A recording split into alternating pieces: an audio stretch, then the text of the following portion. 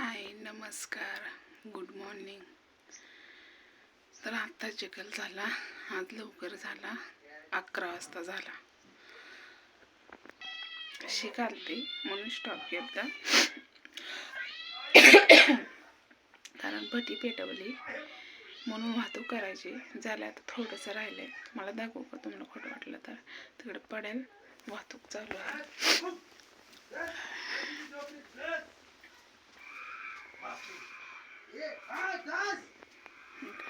दिसली का पट्टी? दिसली का पट्टी? ही निघली आहे, कसली एक नंबर फंटास्टिक एक निघली. आणि पुढं थोडंसं चालू आहे, धूर निघतोय. आणि ही ईट बघा कसली भारी निघली का नाही, एकदम भारी. तर पुढं काम चालूच आहे अजून. बघा धूर निघतोय, तेवढी पॅक करायचे म्हणून. माणसं आहे ते शेजारी. आज मालकाने 12 वाजता उठवलं होतं, झोप सुद्धा झाली नाही. डोळं बघा कसले कणकण करायला लागले, लाल फडक झालेत. मला तर लय झोप आली, पण ते भटी पाक पुढं आले म्हणून ना वाहतूक करायची. तर चिखल झाला, आंघोळ केली, आता जेवण बघू. आज आहे रविवार, बघा कसला कालवा आहे. त्यांचं बोललेलं पण कळत नाही, काय बोलतात ते पण समजत नाही, माझं पण समजत नाही. पण सध्या मालक लोक फाडत आहेत म्हणून मी घरामध्ये हेड्या बनवायचं कारण आहे. आणि म्हणलं चला उद्या सोमवार आहे, उद्या तर आपण बानूबाईकडे जातच असतं, जातं का नाही. तर तुम्हाला गिफ्ट दाखवण्याची आणि बघण्याची मला पण लय उत्सुकता झाली आहे, कारण ते मला बघून तुम्हाला दाखवण्याची उत्सुकता लय झाली मला. आणि कंटिन्यू व्हिडिओ बघायचा, बानूबाईला पण प्रेम द्यायचं, बानूबाईला पण आशीर्वाद द्या. कारण बानूबाईचा पण आता शूटर, त्या ताईंचा फोन रात्री चालता, म्हणले ताई टूप नाही का आली. म्हणलं नाही आवा आली, त्यांनी मला क्रीम पाठवली ना वांगसाठी. ते म्हणलं नाही आवा आली ताई. आणि त्या ताईंना फोन करीन म्हणलं, पण त्या ताईंचाच फोन आला. शेवट त्या ताईंनीच बोलले की ताई क्रीम बहुतेक कॅन्सल झाली का काय माहीत नाही, परत पाठवते. बघा किती आपुलकीने प्रेम दाखवतात का नाही. तर बानूसाठी त्यांनी भरपूर अशी मदत पण केलेली आहे आपल्याला. आणि बानूसाठी कपडे पण लता पण ताई पाठवतात. बानूसाठीच नाही, माझ्यासाठी, आईसाठी, दीक्षासाठी, सगळ्यांसाठी पाठवतात. तर त्या ताईंचं खूप खूप चांगलं होईल, खूप म्हणजे माझा आशीर्वाद मनापासून का नाही. एका अपंग लेकरांना कपडे लता आणि जेवण दिलं ना तर त्याचं पुण्य लागतं, अपंग्या माणसाचं पुण्य लागतं. आणि बानूची कुणी पण मदत केलेली आहे, ज्यांनी कुणी मदत केली का नाही त्यांचं भरपूर चांगलं होईल बानूच्या आशीर्वादाने. तर मला सांगायचा उद्देश होता, मला काय म्हणजे इडिक फिडिक काही करता येत नाही. जसं आहे तसं हेडव मी तुमच्यापर्यंत माझे पोचवते, बरोबर आहे. ते तसलं काय म्हणतात ना, हेडव अर्धा काढायचं, परत जुळवायचं, परत ते इडिंग करायची, कट करायचं, जे चांगलं आहे ते पाठवायचं. जे कट आहे आपल्या तोंडातनं चांगलंच येतं, बरोबर आहे का नाही. आपण कोणासाठी वाईट बोलतच नाही.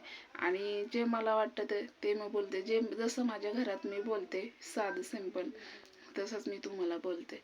जे माझ्या घरात चालू आहे तेच मी तुम्हाला सांगण्याचा प्रयत्न करते, बरोबर आहे का नाही. पण उद्या ह्या बानूबाईकडे जायचं, कारण माझं मन उत्सुकता, मोबाईल चालू केला बहुतेक त्याने, कारण उत्सुकता लय झाली आहे मला. बानूला असं वाटतं की हप्ता झाला नाही, जर सोमवारी जाते, पण गेल्या हप्त्यात 3 हेलपट झालं माझं. कारण गिफ्ट एकदा दाखवायसाठी, परत बानूला दवाखान्यात नेण्यासाठी, गेल्या हप्त्यात 3 हेलपट झालं. सोमवार, बुधवार, अजून मंगळवार का काय, असं 3 हेलपट झालं. तरी पण मला असं वाटतं की मी वर्षाने बानूला भेटायला चालले. बघा ना, एका आईची तडफड किती असते. गरीबाला लाज नाही हो, गरीब कष्ट करूनच खातं. मग त्यातनं 4 पैशाचा माझं आला ना, म्हणजे 4 पैसे आले ना, गरीबाला पण लय माझ महिना येतो. पण माझं तसं नाही, कारण मी जसं मला कळतं तसं मी दुःखातच दिवस काढलेले आहेत. आणि माझ्या पण आईबापांनी दुःखातच दिवस काढलेले आहेत. पण कसं आहे माहिती आहे का, आता बोलणाऱ्याच्या तोंडाला हात लावता येत नाही, बोलणारी बोलते ती. त्यामुळं का नाही आपण दुर्लक्ष करायचं आणि चालायचं. मी काही कोणाचं नाव घेत नाही किंवा काय नाही. माझ्या आईचा उठाव स्वभाव आहे, पण खरं खरं बोलते, तिला राग येतो. रागात असं सहज तरी बोलले ना तर राग असल्यासारखं तिला वाटत आहे. पण मी माझ्या आईला लय दापून दापून कमी केलंय.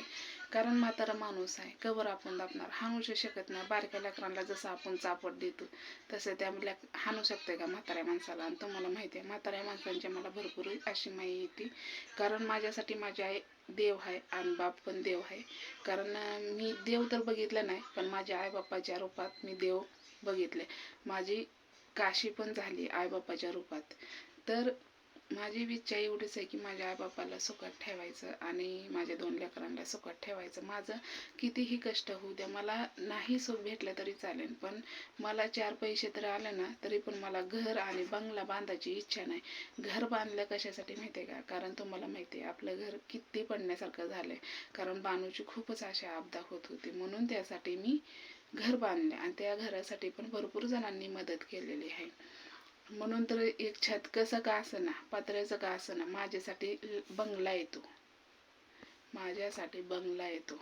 त्यामुळं का नाही मी चांगलं घर असावा, इटाचा असावा असं कधीच अपेक्षा नाही करणार आणि इथून पुढं पण करणार नाही आणि नको पण मला. कारण एक घर झालं बाद झालं. कारण आडूसा लेकरांना आणि आईबापांना लय महत्त्वाचा होता माझ्यासाठी. कारण जेवढं सुख मी माझ्या आईबापांना देते, लेकरांना देते, एवढं देव करू माझ्याच्याने जेवढं होतंय तेवढी मला ताकद दे आणि माझ्या आईबापांना शक्ती दे. म्हणजे मला शक्ती दे, माझ्या आईबापांना मी अजून कष्ट करून खाण्यात यशस्वी व्हावा असं काय म्हणते ती. तर चला जाऊ द्या. मला मला बानूला बघण्याची लय उत्सुकता झाली. कारण बानू आपली आजारी आहे ना, त्यामुळे तिला माझी लय गरज आहे सध्या. पण माझा नाही इलाज आहे. कारण बानूला लोकांचं देणं होतं आणि तुम्ही समजू शकताय. कारण बोलायला लागले तर माझ्या डोळ्यातनं असं मन भरून येतंय, पण मी रडू शकत नाही. कारण मी रडले की मला माहिती आहे मी हमखास आजारी पडणार. मला आजारी पडून जमायचं नाही. 4 पैसे मला घालवण्यापेक्षा माझ्या लेकरांना खायला घातलेलं काय वाईट आहे, बरोबर आहे ना? तर हे आवडलं असलं तर नक्कीच लाईक करा, शेअर करा आणि कोणाला काही वाटत असेल कशाबद्दल बोलावा तर नक्की मला फोन करून सांगा. तर चला बाय.